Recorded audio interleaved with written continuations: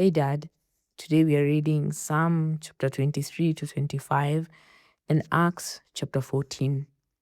Psalm 23. The Lord, the shepherd of his people, a psalm of David.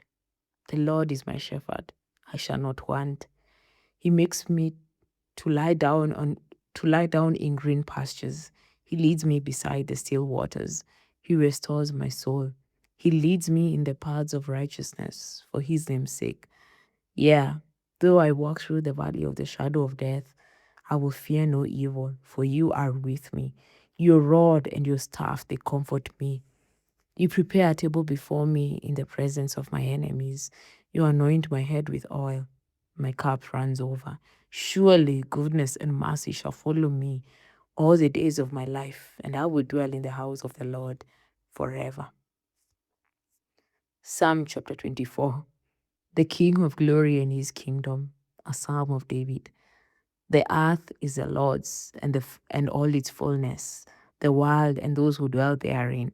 For he has founded it upon the seas and established it upon the waters. Who may ascend into the hill of the Lord, or who may stand in his holy place? He who has clean hands and a pure heart, who has not lifted up his soul to an idol, nor sworn deceitfully. He shall receive blessing from the Lord and righteousness from the God of his salvation. This is Jacob, the generation of those who seek him, who seek your face. Lift up your heads, O you gates, and be lifted up, you everlasting doors, for the King of glory shall come in. Who is this King of glory? The Lord strong and mighty, the Lord mighty in battle. Lift up your heads, O you gates, lift up, you everlasting doors, and the King of glory shall come in. Who is this King of glory? The Lord of hosts. He is a King of glory. Chapter 25. A plea for deliverance and forgiveness. A psalm of David. To you, O Lord, I lift up my soul. O my God, I trust in you. Let me not be ashamed. Let not my enemies triumph over me. Indeed, let no one who waits on you be ashamed. Let those be ashamed who deal treacherously without cause. Show me your ways, O Lord. Teach me your paths. Lead me in your truth and teach me. For you are the God of my salvation. On you I wait all the day. Remember, O Lord, your tender mercies and your loving kindness, for they are from of old. Do not remember the sins of my youth, nor my transgressions. According to your mercy, remember me. For your goodness' sake, O Lord. Good and upright is the Lord. Therefore he teaches sinners in the way. The humble he guides in justice, and the humble he teaches his way. All the paths of the Lord are mercy and truth, to such as keep his covenant and his testimonies. For your name's sake, O Lord, pardon my iniquity, for it is great.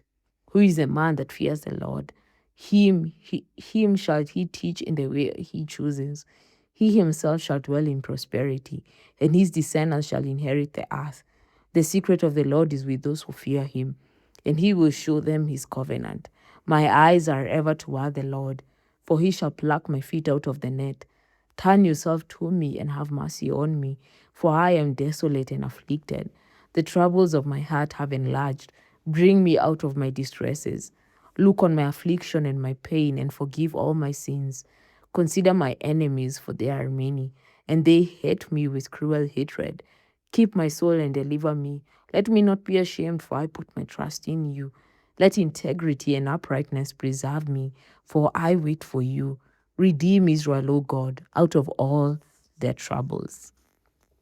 Acts chapter 14. At Iconium.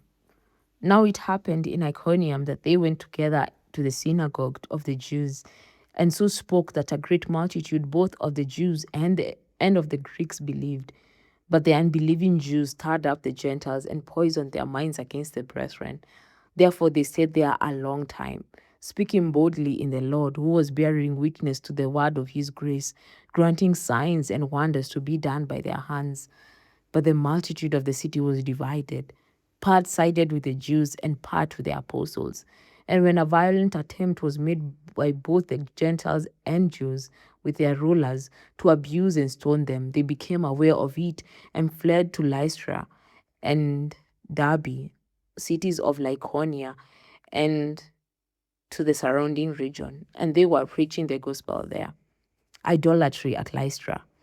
Verse 8. And in Lystra, a certain man without strength in his feet was sitting, a cripple from his mother's womb, who had never walked. This man heard Paul speaking. Paul, observing him intently and seeing that he had faith to be healed, said with a loud voice, "Stand up straight on your feet." And he leaped and walked. Now, when the people saw what Paul had done, they raised their voices, saying in their Lycaonian language, "The gods have come down to us in the likeness of men." And Barnabas they called Zeus, and Paul Hermes, because he was the chief speaker. Then the priest of Zeus, whose temple was in front of their city, brought oxen and garlands to the gates, intending to sacrifice to the multitudes. But when the apostles Barnabas and Paul heard this, they tore their clothes and ran in among the multitude, crying out and saying, "Men, why are you doing these things? We also are men with the same nature as you, and preach to you that you should turn from these useless things to the living God, who made the heaven and the earth, the sea, and all things that are in them, who in bygone generations allowed all nations to walk in their own ways. Nevertheless, he did not leave himself without witness, in that he did good, gave us rain from heaven and fruitful seasons, filling our hearts with food and gladness. And with these sayings, they could scarcely restrain the multitudes from sacrificing to them. Stoning escaped to Derbe. Verse 19. Then Jews from Antioch and Iconium came there, and having persuaded the multitudes, they stoned Paul and dragged him out of the city, supposing him to be dead. However, when the disciples gathered around him, he rose up and went into the city, and the next day he departed with Barnabas to Derbe, strengthening the converts. Verse 21. And when they had preached the gospel to that city and made many disciples, they returned to Lystra, Iconium, and Antioch, strengthening the souls of the disciples, exhorting them to continue in the faith, and saying, "We must, through many tribulations, enter the kingdom of God." So when they had appointed elders in every church and prayed with fasting, they commended them to the Lord in whom they had believed. And after they had passed through Pisidia, they came to Pamphylia. Now when they had preached the word in Perga, they went down to Atalia. From there they sailed to Antioch, where they had been commended to the grace of God for the work which they had completed. Now when they had come and gathered the church together, they reported all that God had done with them, and that he had opened the door of faith to the Gentiles. So they stayed there a long time with the disciples. And that is the word of the Lord. Blessed be the reading of your word, Jesus. I love you so much. I love you so much, Dad. And I will see you in the next chapters.